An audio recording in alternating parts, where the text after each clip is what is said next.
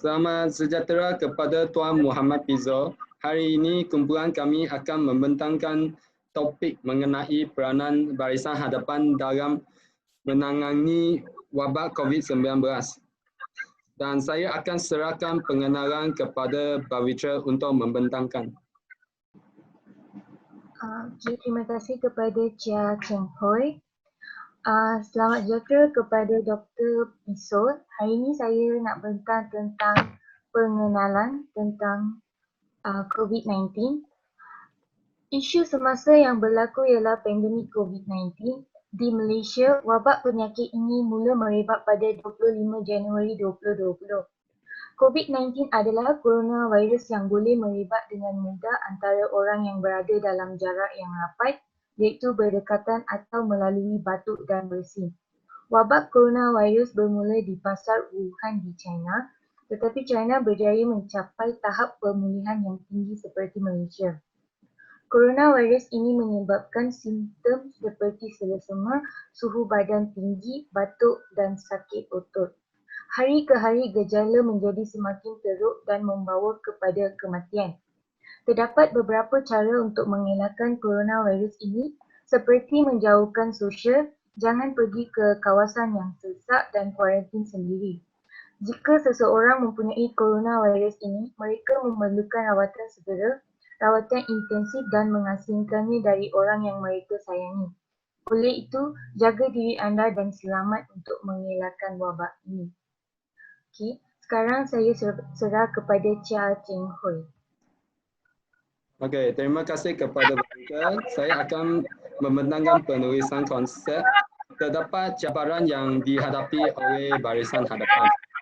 So, peningkatan cabaran-cabaran yang dihadapi oleh Barisan Hadapan ialah peningkatan orang ramai keluar rumah ekoran premis-premis telah dikenakan isolasi. Apabila orang ramai keluar, wabak COVID-19 akan merebak dengan cepat dan kes COVID-19 akan meningkat. Selain itu, mereka tidak dapat mendapatkan kerjasama daripada semua pihak termasuk orang ramai. Hal ini kerana ramai masyarakat tidak faham dengan tindakan yang dilakukan oleh kerajaan dan mereka juga pembarisan hadapan mereka ialah pembarisan hadapan mereka menerima pelbagai aduan dan persoalan berkaitan PKP. Selain itu, pembarisan hadapan bertugas semasa bulan Ramadan dan cuaca panas dan hujan.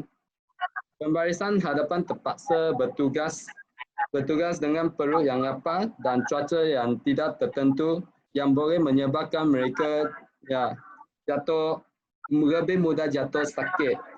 Bolehkah anda bayangkan situasi tersebut? Ini memang sebuah misi yang penat. Okey, seterusnya pengguna jalan raya tidak memberi kerjasama kepada anggota keselamatan. Bagaimana mereka memberi alasan yang tidak munasabah seperti jumpa kawan, jumpa saudara, melepak dan yang paling kelakar, jumpa Thailand girl. Apa ni? Thailand girl. Okey. Seterusnya mereka tidak dapat bersama dengan keluarga. Okey, seterusnya anggota bomba terpaksa berhadapan dengan risiko yang paling tinggi dan berhadapan dengan COVID-19. Ada juga terdapat jenis peranan barisan hadapan seperti petugas pemantauan anggota keselamatan dan anggota bomba. Okey, peranan petugas pemantauan adalah untuk menasihati orang ramai menggunakan penutup muka dan penjarakan sosial. Mereka juga membuat kawalan di tempat atau kawasan yang berpositif COVID-19 dengan tidak membenarkan orang luar masuk ke dalam kawasan tersebut atau tidak membenarkan orang dalam keluar dari kawasan tersebut. Ada peranan anggota keselamatan senang sahaja. Mereka adalah untuk bertugas di sekatan jalan raya untuk membuat pemeriksaan di sekatan jalan raya. dan akhir sekali anggota bomba. Mereka juga membuat tugas sanitasi di tempat awam atau bangunan. Mereka juga membuat semboran kepada penumpang yang tiba di pusat kuarantin. Dan saya akan serahkan kepada Tan Igu untuk membentangkan keputusan.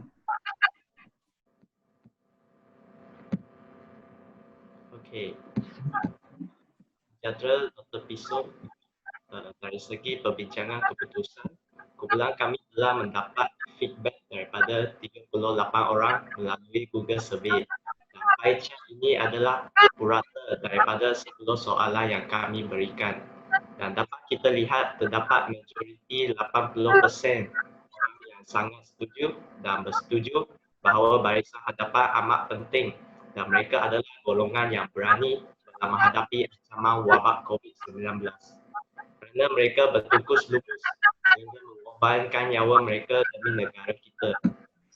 Namun, masih ada minoriti 20% orang yang neutral, tidak setuju dan sangat tidak setuju. Hal ini mungkin mereka mempunyai salah faham bahawa barisan hadapan cuma terdiri daripada doktor dan jururawat sahaja. Dan terdapat soalan dalam Google Survey kami yang mengatakan bahawa barisan hadapan perlu menghadapi cuaca yang tidak tentu di Malaysia. Pada hakikatnya, polis, askar, penghantar makanan dan tukang pos, mereka juga adalah sebahagian daripada barisan hadapan. Mereka juga penat dan susah dalam menjaga keamanan dan keselamatan negara kita. Itu sahaja daripada saya. Saya akan serahkan kepada Lian Jun. Terima kasih kepada Tan Dilun dan selamat pagi kepada Tuan Piso. Jadi kita teruskan dengan kesimpulan. Jadi kesimpulannya, barisan hadapan telah memainkan peranan penting dalam menghadapi cabaran krisis COVID-19 di negara kita. Barisan hadapan berani tidak merungut walaupun letih dan nyawa mereka dalam bahaya setiap hari. Namun, mereka tetap melangkah keluar untuk berkhidmat untuk negara dan semangat ini juga harus dipraktikkan dalam kalangan rakyat Malaysia agar pergolanan mereka tidak disia-siakan. Tanpa bantuan barisan hadapan, kes COVID-19 di negara Malaysia tidak mungkin dapat menurun dengan begitu cepat sehingga ke fasa pemulihan dalam masa beberapa bulan yang singkat sahaja. Malah, negara Malaysia mungkin akan mengalami huru-hara serta pemberontakan dalam kalangan masyarakat seperti yang dapat kita lihatkan di negara-negara lain. Oleh itu, semua pihak harus berganding bahu bagai awal dengan terbing dalam mematuhi PKP dan menjaga kesihatan serta kebersihan diri agar usaha selama beberapa bulan ini tidak mencurah air ke daun keladi. Jadi kita teruskan dengan cadangan. Cadangan-cadangan daripada kumpulan kami adalah memberi lebih banyak manfaat kebajikan kepada barisan hadapan seperti pengecualian cukai selama beberapa bulan dan diberi perkhidmatan terlebih dahulu daripada golongan lain. Memberi bantuan kewangan kepada keluarga mereka yang memerlukan dan sebagainya. Selain itu, salah satu cadangan ialah masyarakat Malaysia perlu mematuhi SOP yang dikenakan oleh kerajaan Malaysia agar wabak COVID-19 di negara kita dapat dihapuskan sepenuhnya. Seterusnya, masyarakat juga perlu mengelakkan 3C iaitu kawasan yang sesat, crowded place, kawasan yang sempit, confined space, betul-betul dengan jarak yang dekat, close conversation, dan mengamalkan 3W iaitu kerap mencuci tangan dengan air dan sabun, wash, pakai pelindung muka, wear, amaran, jangan bersalam atau bersentuhan.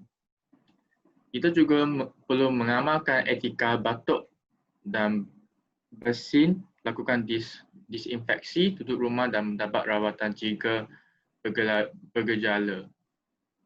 Di samping itu, masyarakat juga perlu berdisiplin dalam kehidupan harian agar menyesuaikan diri sendiri dengan norma baharu ini. Dari segi fizikal, kita harus menjaga kesihatan dan kebersihan diri sendiri. Dan akhirnya ialah kita haruslah tidak menyebarkan berita palsu yang akan mewujudkan perasaan gelisah dan takut dalam kalangan rakyat.